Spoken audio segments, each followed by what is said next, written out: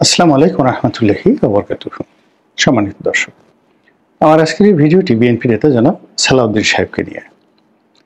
ভিডিওর শুরুতেই বলে দেই যে ওনার সঙ্গে আমার সম্পর্ক খুবই ক্ষীণ। উনি যখন ভারতে ছিলেন তখন সম্ভবত আমার ভিডিও দেখতেন বা আমার লেখাগুলো পড়তেন। আর সেই সুবাদে কয়েকবার উনি টেলিফোন করেছিলেন, ওনার সঙ্গে আমার দীর্ঘক্ষণ আলাপ আলোচনা হয়েছিল। তো আমি তখন পর্যন্ত জানতাম না আমরা ঢাকা বিশ্ববিদ্যালয় একই বিভাগের ছাত্র। তিনি বড় ভাই, আমি ছোট ভাইটা আমি জানতাম না। আর তার ব্যক্তিগত লেখাপড়া, কথাবার্তা এ সমস্ত বিষয় নিয়ে আমার আসলে কোনো ধারণা ছিল না। তো তার সঙ্গে যখন আমি কথাবার্তা বলতাম, তিনি আমার কথা শুনতেন দীর্ঘক্ষণ ধরে, আর তার কথা আমি দীর্ঘক্ষণ ধরে শুনতাম।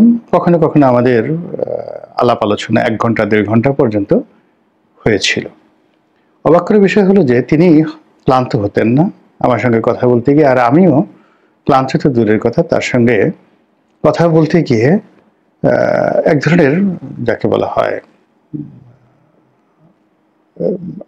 হয় হৃদয়ের মধ্যে এক ধরনের পুলক অনুভব করতাম। এ কারণ হলো আলাপ আলোচনা করতে গিয়ে আমরা কখনোই রাজনীতি নিয়ে আলোচনা করতাম না। সেই বাংলার ইতিহাস, সেন বংশ, পাল বংশ, রাজবংশ, রাজনীতির দর্শন, তারপরে কনফুসিয়াসিজম, তারপরে সেই এরিস্টটল, প্লেটো, সক্রেটিসের যে রাষ্ট্রচিন্তা, সেটা বাংলাদেশে কি করে সম্ভব, এই বিষয়গুলো অতিমাত্রার যে রাজনৈতিক পণ্ডিত এবং দার্শনিকতা, এই বিষয়গুলো নিয়ে তিনি কথাবার্তা বলতেন এবং আমরা শেয়ার করতাম, একে অপরের বক্তব্য শেয়ার করতাম। যেমন যে বিষয়গুলো তিনি বলতেন আমি সেই বিষয়গুলো জানতাম, পড়তাম, কিন্তু দেখা গেল যে তার দৃষ্টিভঙ্গি, তার যে এক্সপ্লেনেশন, সেটা আমার থেকে ভিন্ন। আবার আমি যে বিষয়গুলো তাকে বলতাম সেটা হয়তো তার ভালো লাগতো। অনেক বিষয়ের সঙ্গে তিনি হয়তো নতুন তথ্য পেতেন, দ্বিমত প্রকাশ করতেন। তো এই কয়েকবার তার সঙ্গে আমার কথাবার্তা হয়েছে। আর মুখোমুখি তার সঙ্গে মাত্র আমার একবার দেখা হয়েছে, সেটা হলো বিএনপি নেতা গয়েশ্বর বাবু, তার স্ত্রীর একটা অনুষ্ঠান ছিল তার মৃত্যু দিবস উপলক্ষে। তো সেখানে আমি আমার স্ত্রী সহ দাওয়াতে গিয়েছিলাম। সেখানে আমার সন্তানও ছিলেন, মেয়ে ছিলেন। তো সেখানে একটা রুমের মধ্যে আমি, মির্জা ফখরুল সাহেব, আব্দুল আল মিন্টু, তারপরে সালাউদ্দিন সাহেব, গয়েশ্বর বাবু, আমরা প্রায় 1.5-2 ঘন্টা আমরা ক্লোজ ডোর বিভিন্ন বিষয় নিয়ে আলাপ আলোচনা করেছিলাম। ওই সময়টিতে প্রথম বিদেশ থেকে ফিরে আসার সময় 2024 সনের অক্টোবর মাসে আমাদের দেখা সাক্ষাৎ হয়েছিল। এর বাইরে ওনার সঙ্গে আমার কখনো দেখা হয়নি, কথা হয়নি, আর কিচ্ছু হয়নি।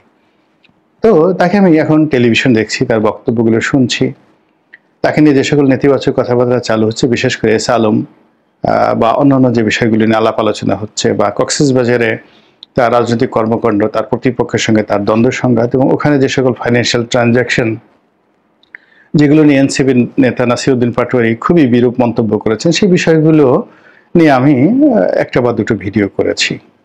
আবার একই সঙ্গে তার যে গ্রহণযোগ্যতা, তার যে নেতৃত্বের গুণাবলী, তার অনুপম ব্যক্তিত্ব, এই বিষয়গুলো নিয়ে আমি আসলে কখনো ওভাবে বলিনি। কিন্তু আমার আসলে বলা উচিত এই সময়টিতে। এর কারণ হলো মানুষ যখন ভালো কর্ম করে, সেই ভালো কর্মের মধ্যে যাকে বলা হয়, যদি আপনার সমর্থন থাকে, আপনার প্রশংসা থাকে, তাহলে সেই ভালো কর্মের সঙ্গে আপনি নিজেকে সম্পৃক্ত করে ফেলতে পারেন চিন্তা জগতে, এবং আপনি পজিটিভ চিন্তা করলে আপনার উপকার হবে। আর আপনার বক্তব্য কেউ শুনুক বা না শুনুক, এমনকি যাকে উদ্দেশ্য করে আপনি বললেন তিনি আপনাকে মন্দ জানলেও আপনার কোনো ক্ষয়ক্ষতি নেই। এটি প্রকৃতিগতভাবে ন্যাচারালি এটার অনেক পজিটিভ দিক রয়েছে। এটি হলো প্রথম। এই কারণে সালাউদ্দিন সাহেবের এই যে সাম্প্রতিক কিছু কর্মকাণ্ডের যে ইতিবাচক দিকগুলো রয়েছে, এই বিষয়গুলো নিয়ে মূলত আলাপ আলোচনা করব। আপনাদের মধ্যে যারা নেতিবাচক চিন্তা করতে অভ্যস্ত, তারা অনেক কথা বলবেন যে আপনি এখন সালাউদ্দিন সাহেবকে তেল মারছেন কেন, আপনি কি নির্বাচন করবেন, আপনি কি নমিনেশনের জন্য যাকে বলা হয় আবার ঘোরাফেরা করছেন, ইত্যাদি ইত্যাদি ইত্যাদি। আপনাদের সবাইয়ের অবগতির জন্য বলছি যে আমি 2018 সনে একটা বিশেষ পরিস্থিতিতে বিএনপির মনোনয়ন নিয়েছিলাম এবং ইলেকশন করেছিলাম। কিন্তু 2019 সনে যখন তারেক রহমান সাহেবের সঙ্গে আমার প্রথম আলোচনা হয়, এর আগে ওনার সঙ্গে আমার কখনো দেখা হয়নি, কথাও হয়নি। তো আমি প্রথমেই বলেছিলাম যে 2018 সনে আপনার দলীয় মনোনয়ন নিয়ে যে আমি নির্বাচন করেছি, এটি সম্ভবত আমার শেষ নির্বাচন আপনার সঙ্গে। দ্বিতীয়ত, আমি আপনার দলের মনোনয়ন চাইব না। তৃতীয়ত হলো, আপনার দলের কোনো পদ পদবি আমি চাইব না, ধারণ করব না। আপনার সঙ্গে আমার একটা সম্পর্ক থাকবে, স্বাভাবিক সম্পর্ক। তখন তিনি বলেছিলেন যে আমরা কি বন্ধু হতে পারি না? তাই বললাম যে না, আপনি বন্ধু হতে পারেন না। এর কারণ হলো, আমি অ্যাজ লং অ্যাজ আপনার পার্টির একজন সমর্থক, সাবেক সংসদ সদস্য হই আর যাই হই, আমি আপনার পার্টির একজন সমর্থক, কর্মী। কর্মী কখনো বসের বন্ধু হতে পারে না। ইউ আর দ্য বস।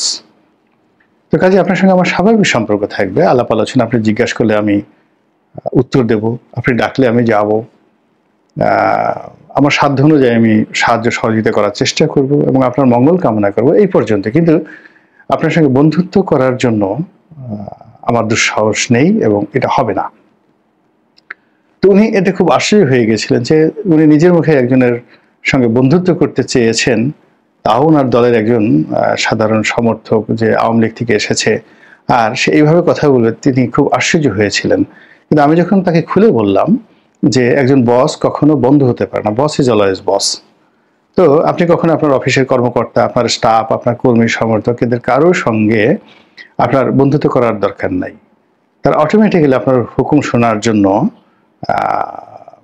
সবসময় রেডি থাকে, তারা প্রস্তুত, এবং তারা সেই কাজ করার জন্যই তাদের জন্ম হয়েছে। তখন আমি তাকে হিরোডোটাসের বই থেকে একটা বিখ্যাত কাহিনী বলেছিলাম, সম্রাট জার্ক শেষের জমানার একটা কাহিনী, খুব মনোযোগ সহকারে। প্রায় সেই গল্পটা বলতে আমার আধা ঘন্টার সময় লেগেছিল, এবং ওই সময়টাতে তারেক রহমান সাহেবের সঙ্গে আমার প্রায় 2.5 থেকে 3 ঘন্টা মানে এরকম স্কাইপেতে 1-to-1 বৈঠক হয়েছিল বেগম জিয়ার সেই অফিসে, যেই রুমে বেগম জিয়া বসেন ওখানে একটা কম্পিউটার সেখানে। এবং এভাবে বহুবার তার সঙ্গে আমার সেই 2019 থেকে একেবারে 2025 পর্যন্ত 24 পর্যন্ত কন্টিনিউয়াসলি বহুবার আলাপ আলোচনা হয়েছে। তো এই হলো তারেক রহমান সাহেবের সাথে যদি আমার সম্পর্ক থাকে, তো সেক্ষেত্রে সালাউদ্দিন সাহেবকে ফ্ল্যাটারিং করা বা তাকে প্রশংসা করা, তার কাছে কোনো কিছু চাওয়া, এটা আমার জন্য মানায় কিনা, এই জিনিসটা আপনারা বোঝার চেষ্টা করুন। সেকেন্ড থিং হলো যে যেখানে আমি 2019 সনে সিদ্ধান্ত নিয়েছি যে আমি আওয়ামী লীগের থেকে এসেছি আওয়ামী লীগকে বোঝানোর জন্য, আওয়ামী লীগ যেটা আমাকে একটা চ্যালেঞ্জ দিয়েছিল যে আমরা যদি তোমাকে মনোনয়ন না দেই তাহলে বিএনপি তোমাকে মনোনয়ন দেবে না, অনলি জাস্ট এটা প্রুভ করার জন্য, আর অন্য কোনো কিছু ছিল না। তো এনিওয়ে, সেই সালাউদ্দিন সাহেব এখন বিএনপির হর্তাকর্তা, সম্ভবত তিনি আগামীতে বিএনপির মহাসচিব হয়ে যেতে পারেন। তারেক রহমান সাহেব তাকে খুবই পছন্দ করেন, রিলাই করেন। তো এটা আমার শোনা কথা, আমি আসলে সালাউদ্দিন সাহেবের মুখে কখনো তারেক রহমান সাহেবের কোনো কথা শুনিনি, প্রশংসা শুনিনি, বদনামও শুনিনি। মানে সালাউদ্দিন সাহেবের যে বক্তব্য, সেই বক্তব্যের মধ্যে বা ওনার সঙ্গে আমার সঙ্গে যে কথাবার্তা হয়েছে সেখানে আসলে তারেক রহমান সাহেবের প্রসঙ্গ আসেনি। আবার তারেক রহমান সাহেবের সঙ্গে যখন আমার কথা হয়েছে, দেয়ার আর ম্যানি ম্যাটার্স, ঘন্টার পর ঘন্টা আমরা আলাপ আলোচনা করেছি, সেখানে এর পার্টির অভ্যন্তরীণ বিষয় বা অন্য যেগুলো খাদুরি আলাপ বলে, সেই জিনিসগুলো কখনোই আমাদের মধ্যে হয়নি। তো সেই দিক থেকে যেহেতু নির্বাচন নেই, বিএনপির কোনো পদ পদবি নেই, এবং গত 1 বছর আপনি দেখেছেন যে যেখানে বিএনপির সাধারণ একজন কর্মী, সেও সুযোগের সদ্ব্যবহার করার চেষ্টা করেছে। সেই সময়টিতে আমি কোথাও একটু মুভমেন্ট করিনি, একটা বিন্দুও দেইনি। তো কাজেই আপনারা যদি এরপরেও কেউ বলেন, সেটা তার আপনার ব্যক্তিগত বিষয়, আমি আমার মতো করে বলে যাচ্ছি সালাউদ্দিন সাহেব সম্পর্কে। তো সালাউদ্দিন সাহেব সম্পর্কে আমার যে ধারণা ছিল টেলিফোনিক সংলাপের মাধ্যমে, তো সেই সংলাপটির কারণে বা একাধিক সংলাপের কারণে আমার কাছে মনে হতো এই ভদ্রলোক ভালো লেখাপড়া জানেন। কিন্তু সেই শেখ হাসিনার জমানাতে তিনি যে সংবাদ সম্মেলন করতেন বা অতীতে তিনি যখন যোগাযোগ প্রতিমন্ত্রী ছিলেন, তার ওই কর্ম সম্পর্কে আমার আসলে অত স্পষ্ট ধারণা ছিল না। তো তিনি সাম্প্রতিক সময়টিতে এই ঐক্যমত্যের কমিশনে বিএনপিকে যেভাবে প্রতিনিধিত্ব করেছেন এবং তার সন্তান সমূহ মানে সন্তানের সমবয়সী বা সন্তানের চেয়েও ছোট হবেন, বলতে গেলে নাতিপুতির মতো, নাতির বয়সে হবেন, এই সার্জিস, হাসনাত, বাক্তার। তো ওনাদের সঙ্গে তিনি যেভাবে কমপ্লাই করেছেন, যেভাবে ছোট ছোট রাজনৈতিক দলগুলো, যেগুলো বিএনপির মতো যাকে বলা হয় একটি বড় রাজনৈতিক দলের উপজেলা পর্যায়ের যারা সভাপতি, তারাও দেখা গেল যে অনেক বড় বড় রাজনৈতিক দলের মানে তথাকথিত যেগুলো শুধুমাত্র প্রেস ক্লাবের সামনে দাঁড়িয়ে থাকে, নামকাস্তে রাজনৈতিক দল, আমি এই সমস্ত রাজনৈতিক দলের নামও জানি না, নেতাদেরকেও জানি না, এবং আমি ব্যক্তিগতভাবে এদের কারোর সঙ্গে আমার কখনো কথা বলতে আগ্রহ হয়নি, রুচি হয়নি। অনেকে টেলিফোন করে আসতে চেয়েছেন, কথা বলতে চেয়েছেন, কিন্তু আমি আসলে অপারগতা প্রকাশ করেছি। আমার কাছে মনে হয়েছে যে wastage of time, money and energy.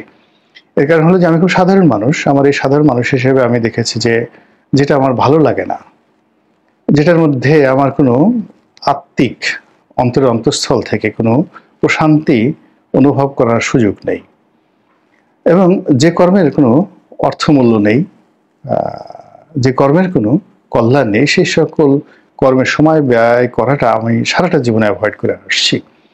ফলে আমার এই ক্ষুদ্র জীবনে আল্লাহ রাব্বুল আলামিন যতটুকু সময় আমাকে দিয়েছেন, এই সময়টুকু আমি সর্বোচ্চভাবে, সেটা ধ্যানে হোক, জ্ঞানে হোক, কর্মে হোক, অর্থ উপার্জনে হোক, অর্থ ব্যয়ে হোক, জনকল্যাণে হোক, সব ক্ষেত্রে আমি ব্যবহার করার চেষ্টা করেছি, এবং আমি আলহামদুলিল্লাহ ভালো আছি। তো এই কারণে আসলে আমি আমার যে দৃষ্টিভঙ্গি অনেকের সাথে মিলে না, কিন্তু তারপরেও অনেকগুলো কর্ম আমার খুব ভালো লাগে।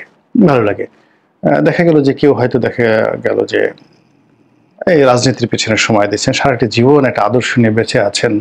আমি এই কাজটা কখনো করিনি। যেমন বামপন্থী লোকগুলো অনেকে বিয়ে থাই করেননি, কিন্তু লেখাপড়া, পরিবার, পরিজন সব দিক বিবেচনায় তারা আমার শ্রেষ্ঠতর, কিন্তু জীবনের সফলতার আমার ধারে কাছেও আসতে পারেনি। কিন্তু আমি তাদেরকে ঘৃণা করি না। আমার কাছে মনে হয় একটা লোক একটা আদর্শ নিয়ে একটা নির্দিষ্ট জায়গাতে আছেন, ভালোই তো। বিশ্ববিদ্যালয়ের অনেক ছেলে মেয়েকে আমি দেখেছি আমার চেয়ে ভালো ছাত্র, কিন্তু একটা সময় শেষে ব্রেক অফ স্টাডি হয়ে গেল, তার মনে হলো সে কবিতা লিখবে, বা সে ধ্যান জ্ঞান করবে, সে তাবলিগে চলে যাবে, সে শুধু গাঁজা খাবে, আর সে শুধু মানে জটা পাকিয়ে লালন সাধনা করবে। এরকম অনেক লোককে দেখেছি। মানে আমি ওই কাজগুলো করিনি, কিন্তু আমি তাদেরকে কখনোই মন্দ ভাবতে পারিনি। তো সালাউদ্দিন সাহেব যে কাজটি করেছেন এই ঐক্যমত্য কমিশন দীর্ঘ 1 বছর ধরে, বিশ্বাস করেন আমি যদি হতাম, আমি একদিনের পরে দ্বিতীয় দিন আমাকে তারেক রহমান সাহেব বললেও আমাকে ঐক্যমত্যের মিটিংয়ে নিতে পারতো না। স্বয়ং ডক্টর মোহাম্মদ ইউনূস যদি তিনি আমার বাসায় আসতেন এবং বলতেন যে তোমাকে যেতে হবে, তবু আমাকে দ্বিতীয় দিন বা তৃতীয় দিন আমাকে সেখানে কেউ নিতে পারতো না। আমি 5টা বছর এমপি ছিলাম। বিশ্বাস করেন আমি একদিন শুধুমাত্র বঙ্গভবনে গিয়েছি। আমার পরিবেশটা ভালো লাগেনি, গিয়ে কোনো কাজ নাই, করবো না, গাড়ির লাইন ধরে বউ নিয়ে সেখানে গিয়ে যাও, সবার সাথে খাজুরি আলাপ করো, খোশ আলাপ করো। একদিনে গিয়েছি, এরপর আমি কখনো যাইনি, এবং আমার স্ত্রীকে কখনো আমি গণভবনে নেইনি। শেখ হাসিনা আমাকে অতিশয় স্নেহ করতেন, ভীষণ রকম স্নেহ করতেন। ওনার আশেপাশে আমি বলবো 2009 থেকে একেবারে 2000 আমি জেলে যাওয়ার আগ পর্যন্ত আমার বয়সী যে সকল সংসদ সদস্য ছিলেন বা নেতা ছিলেন আমার মতো কাউকে স্নেহ করতেন না, কিন্তু আমি কখনো গণভবনে যাইনি। একদিন শুধু উনি ডেকেছিলেন, শুধু সেই দিন গিয়েছে। আর একদিন আমার যোগাযোগ মন্ত্রণালয়ের একটা অনুষ্ঠান ছিল, বিআরটিসির 100টি বাস উদ্বোধনের একটা অনুষ্ঠান ছিল। এই 2 দিন সাকুল্যে সেখানে গিয়েছি ইনভাইটেড হয়ে, কিন্তু আনইনভাইটেড হয়ে নিজের প্রয়োজন আমি আসলে কখনই সেখানে যাইনি। আরেকবার এই যমুনাতে গিয়েছিলাম একদিন, যেদিন বিডিআর মিউটিনি হয়েছিল, এবং সেদিন আমার কাছে মনে হয়েছিল আই শুড গো দেয়ার, আমার সেখানে যাওয়া উচিত, তার বিপদের দিনে আমার পাশে থাকা উচিত। তো সেদিন আমি ঝুঁকি নিয়ে সেখানে গিয়েছিলাম। যাই হোক, এরকম তো যে কাজটি সেই ঐক্যমত্য কমিশনে সালাউদ্দিন সাহেব করেছেন, সেটা আমার মতো ক্যারেক্টারিস্টিক্সের যারা লোকজন বিএনপিতে আছে, আওয়ামী লীগে আছে, জামাতে আছে, আপনি তাদেরকে এখানে নিতে পারতেন না, বা তারা যেতেন না। কিন্তু এখানে যা কিছু হয়েছে একটা দলের জন্য এটা দরকার ছিল, বিএনপির জন্য এটা দরকার ছিল। আর সেই কাজটি জনাব সালাউদ্দিন সাহেব এতটা নিখুঁতভাবে করেছেন, এতটা ধৈর্য সহকারে করেছেন এবং এই কাজগুলো করার জন্য তিনি যে কষ্ট ভোগ করেছেন, এই কাজটি করার জন্য যে শ্রম দিয়েছেন, পড়াশোনা করেছেন, প্রতিপক্ষকে মোকাবেলা করেছেন, প্রতিপক্ষকে সামাল দিয়েছেন, দলকে সামাল দিয়েছেন এবং শেষ পর্যন্ত শান্তিপূর্ণভাবে, আমার তো ভয় হচ্ছিল যে এখানে অঘটন ঘটে যেতে পারে, কিন্তু সেই জায়গাতে ধৈর্য ধারণ করে তিনি যে পুরো পরিস্থিতি নিয়ন্ত্রণ করেছেন। এটার ফলাফল যাই হোক না কেন, ঐক্যমত্য কমিশনের ফলাফল যাই হোক না কেন, কিন্তু সালাউদ্দিন সাহেব বাংলাদেশের রাজনীতিতে একটা নিউ ডাইমেনশনাল তারকা খ্যাতি পেয়ে গিয়েছেন। A negotiation man, a good negotiator, তো এ গুড আরবিট্রেটর। আরবিট্রেশন যারা করেন, বিচার সালিশ করেন, তো সেই ক্ষেত্রে রাজনৈতিক অঙ্গনে আসলে সালাউদ্দিন সাহেবকে আমার কাছে মনে হচ্ছে যে অতীতে আমি যাদেরকে দেখেছি এই আরবিট্রেশনে ছিলেন, পারস্পরিক আলোচনায় ছিলেন, সেটা বিএনপি বা আওয়ামী লীগের যে মহাসচিব পর্যায়ের বড় বড় নেতারা, আসলে সালাউদ্দিন সাহেবের যে সফলতা, তার যে স্টাডি, তার যে স্মার্টনেস, তার যে ড্রেস কোড, আমার কাছে মনে হয়েছে আসলে এই ভদ্রলোক যদি আমরা রাজনীতিতে তাকে ধারণ করতে পারি, রাজনীতির একটা পরিবেশ থাকে, তিনি হয়তো ভালো করবেন। মহান আল্লাহ আমাদের সবাইকে হেদায়েত দান করুন এবং হেফাজত করুন। আসসালামু আলাইকুম ওয়া রাহমাতুল্লাহি ওয়া বারাকাতুহু।